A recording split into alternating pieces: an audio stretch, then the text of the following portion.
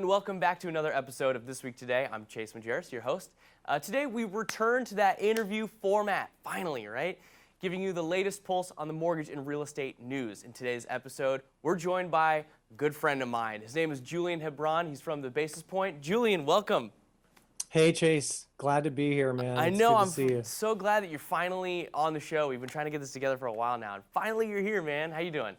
I'm doing well, exactly. I mean, we had started talking about it before all this chaos hit. I know we're going to talk about that a little bit today, but we all had to resume our focus on everything that matters most in terms of taking care of customers and our businesses. So it is great to be back, man. Totally. Or back with you in this format. Right, exactly.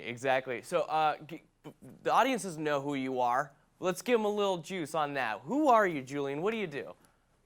Yeah, so for those who, I've been in the industry for a long time, mortgage and housing, banking, but the Basis Point is a sales and strategy consultancy for banks, lenders, and fintech companies.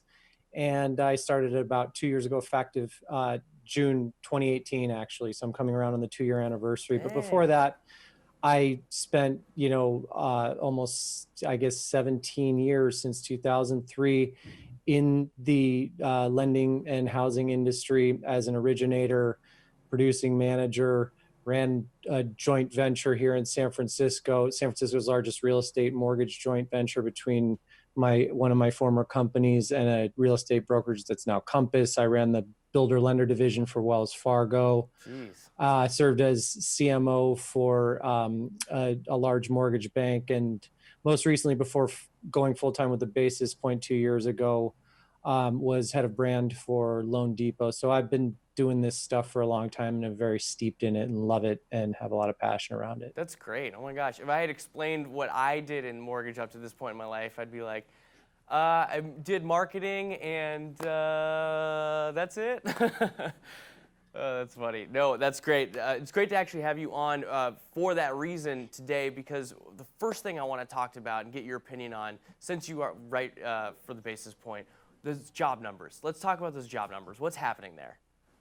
Yeah, so I know a lot of your folks, your audience follows this stuff pretty closely, but I do want to do a recap because I think it would be fun today to kind of work through a couple of questions around, like, as we've been talking about, around just some quick points on jobs, mortgages, home buying as America reopens. And on that jobs point, it's like this, everyone knows this, but this number effective today with jobless claims, this is week 11 of jobless claims really, really spiking since the March 14 data.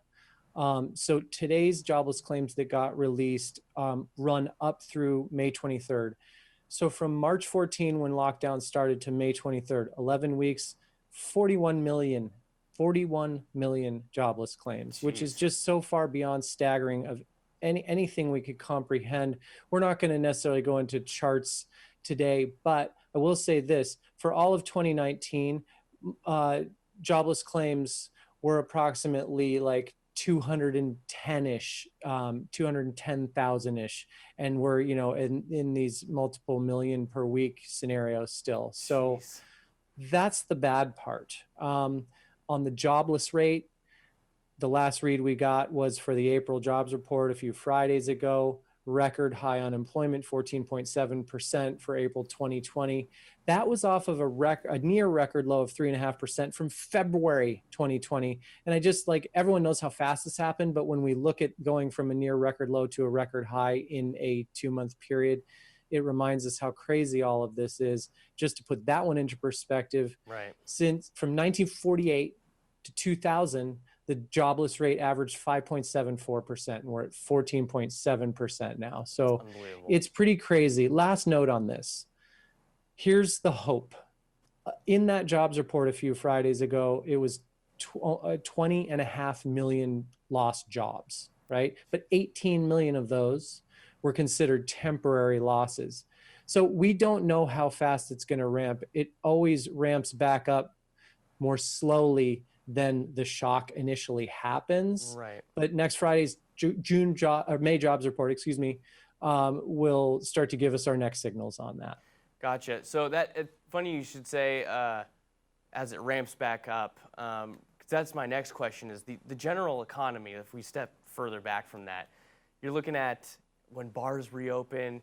You're looking at when restaurants and stores reopen. What does the greater economy actually look like when that starts to happen for the United States? Well, first and foremost, I'm looking forward to a segment that we promised each other at the end of this, which is some good old fashioned bar chat about Yes. like favorite song on a favorite album, and we're both going to pick them. Right. We'll save that. Spoiler alert for your audience, though. This is something that Chase and I do on Twitter all the time. Totally. So please come join us on Twitter, everybody. Yeah, come on. Yeah, we need more eyes on this. We do, guys. Twitter is so fun. I so much enjoy it more than Facebook. So any of Chase's audience that wants to come join us, we are there. Please. Yeah. I totally agree. Totally agree.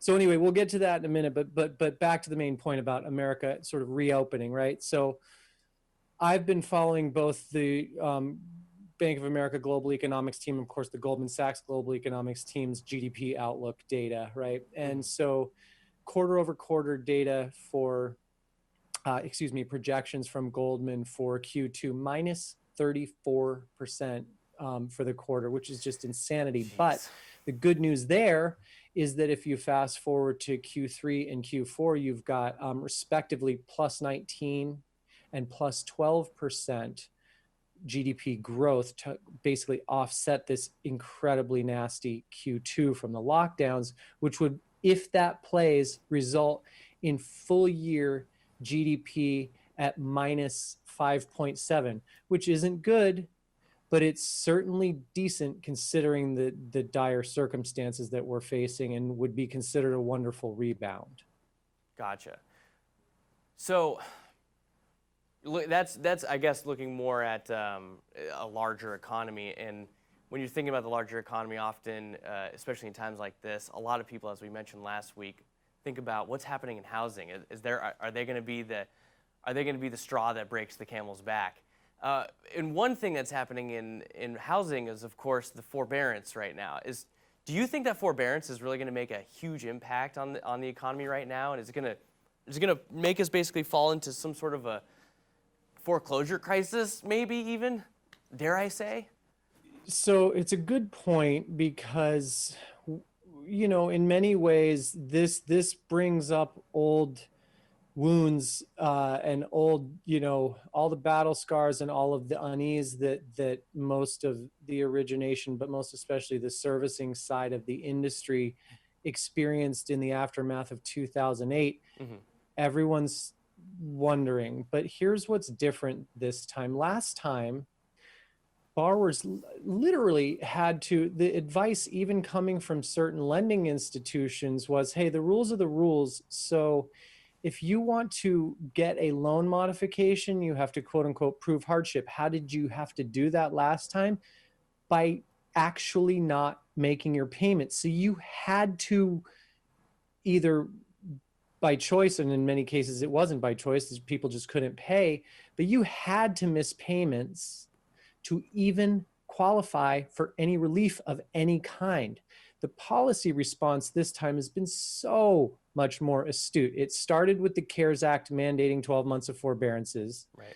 Lenders, the way they implement that, actually they go in 90-day increments. It's not just like, poof, here's 12 months. Right. You get 90 days. We are coming up on the first 90. So the first 90 days from when this really spiked, which was for the April 1 payment, 90 days from that's July.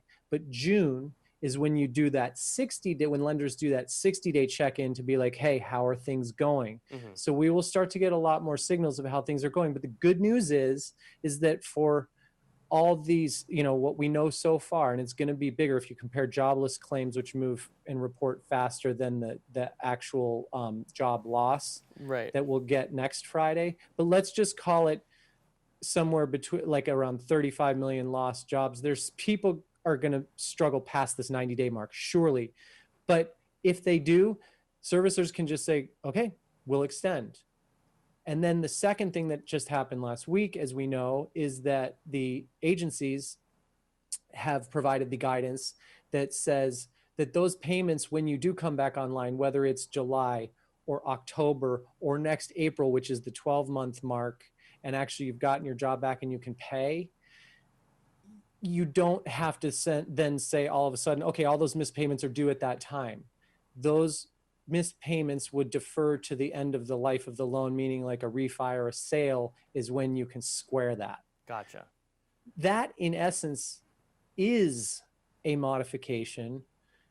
It's not getting negatively reported on credit, and it buys us as an industry and as a housing economy in America a year to make sure that this plays out. So based on all of that, the policy response incredibly helps the way that the default and the foreclosure scenarios may play out. With this many job losses, we're going to have foreclosures, but hopefully based on this policy response, it's going to be much less severe than the 2008 aftermath. So I hate to continue to poke holes in this because you always end your answer with something a little bit more hopeful, which is great. But what about the homeowners that actually remain jobless? Is that going to be something along the lines again of being an 08 era issue? So the other thing that's going to happen, this news that we got last week about those missed payments being able to be deferred to the end of the loan is not technically a loan modification in how we used to define them post 08. And so we are going to get more on loan mods. And remember, loan mods can adjust rate, term, payment, et cetera. So there's a few things that can be done to help folks that have protracted unemployment scenarios. Again, you can't have this conversation and say, oh, there aren't going to be any foreclosures and policy and servicer response is going to take care of all of it. Right. Some folks are unfortunately not going to be able to continue to make payments. But the other thing too is that we had the best credit and the lowest delinquencies, the best credit quality and the lowest delinquencies coming out of 2019 in history. So the housing economy, and most importantly, housing prices themselves, are not predicated on home prices being inflated by loans that people couldn't ever really have repaid anyway. All these loans, as you know, were made full doc. So the underpinnings of the credit quality and how the loans were made, and therefore the resulting home price appreciation that we've had in this cycle, is pretty real. So I'll take it one step further to answer that question, which is if we look, and these data change, right? But let's just look at what it looks like right now, okay? So we have new and existing. We have approximately 6 million new and existing home sales every year. The most recent few years, it's around 6 million annualized. The current 2020 projections still call for about 5.8 million new and existing home sales, and that roughly breaks down 90% existing, 10% new, right? The current 2021 projections call for 6.4 million new and existing home sales. So actually growth in home buying and selling, right? And here's what's going to your point. If home prices drop out and then people are like, okay, well, I was going to recover, but what difference does it make because my equity is gone and I'm underwater? And that's how it went down last time. Right. But the home price market is proving resilient so far. And let's just look at the outlook for now. So median existing home prices at this time are set to rise at about 2.6% from like a median existing price of 269 to 277. That's a sale price, right? Okay. New home sale prices are set to rise at about 2.8%, which is like from 319K median price to 328K median price. So what's interesting there is that it's not huge, but we're not going backwards. And if you're not going backwards and you're a distressed borrower and your servicer is going to give you a little bit of time, you're like, okay, well, at least this investment that I made is going to hold its value. And I believe that I can weather this if my servicer is going to give me a mod to enable me to weather it, and I'll get back on my feet. Right. Again, we're still going to have foreclosures. We're still going to have all that, but this helps temper it. Totally. The thing that I also would love to share with your audience on an optimistic note, again, we've all in this industry always been going after approximately 6 million home sales a year. And those numbers are resoundingly similar this year and next year. Plus, as we know, we have all the refis. I would just layer on one more thing. We do about 2 trillion in mortgages every year. We're going to do approximately 2.5 this year because rates are so low and there's so many more refis. Wow. But the crazy part is just looking at last year, purchase volume, mortgage purchase loans last year, 1.27 trillion. Mortgage purchase loans this year projected right now to be 1.25. So the same amount of purchases. Wow. Right? The same opportunity set exists for your real estate and mortgage audience. And that's the part that I think is just the most important point of all. Gotcha. So now I'm curious to know, you've been sort of looking forward towards the end of that answer. You were looking forward into the future with the housing market. Is there any other insight that you can possibly give to our audience about what might be happening for the rest of 2020, maybe even 2021? Yeah. So again, I jumped the gun there a little bit, but I'll do that. It led me in perfectly. I'll do that one more time though. So we're gonna I always love to look at how many homes trade hands every year, and how many mortgage loans are done every year, because everyone in our industry, both the originators as well as I think servicers are very important in this cycle. And then, of course, all the realtors as well. The opportunity set is the same. So I'll restate it just one more time to summarize. Mm-hmm. The past few years, we've been approximately 6 million annualized in total home sales. So for realtors, that's two sides per, right? So that's 12 million sides, if you will, for realtors. With lenders, it's one purchase. So it's approximately 6 million purchases. 2020, we're projected at this time, and these do change, but 5.8 million homes are going to change hands this year. Going to next year, 5.6 million new and existing homes would change hands next year. So the opportunity set for lenders is the same this year, growing next year.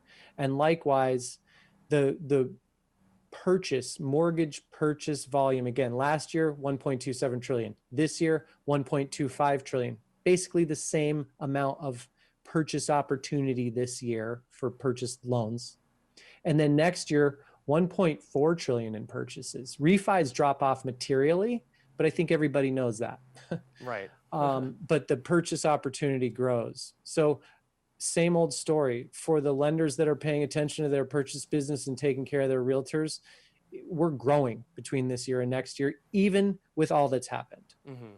That's great. That's great news. So now I want to get to our most anticipated part of the segment, something that I've wanted to talk to you about for a really long time. We've been doing this thing on Twitter, as we sort of mentioned earlier. It's like a 10 straight days. You put an album you tweet your favorite album or an album that's influenced you. You don't have to explain why or how, but you just put the album out there. And Julian nominated me, and at some time we had both put Paul's Boutique by the Beastie Boys as one of those albums that influenced us, which is, I mean, it's so good. I can't even get into how great of an album that is. We could do an hour on that. Exactly. I mean, I don't know have you read the Beastie Boys book by chance? Yes, it is like I use it as a reference book too. It's just out because it's so well, the physical book is so well done. It's meant for that. It's totally amazing. No, I totally agree. So Julian wanted to ask me what my favorite song off that album was, and he proposed, why don't we just do it on This Week Today? Which, here we are. Let's do it. Julian, right. You're the guest. I'll let you go first. What's your favorite song off that album? Okay, so same drill, man. Like this is an almost impossible question, which is why it's so fun, but you got to pick. That's part of it. Yes, exactly. So single song, Looking Down the Barrel of a Gun, for two reasons. So good.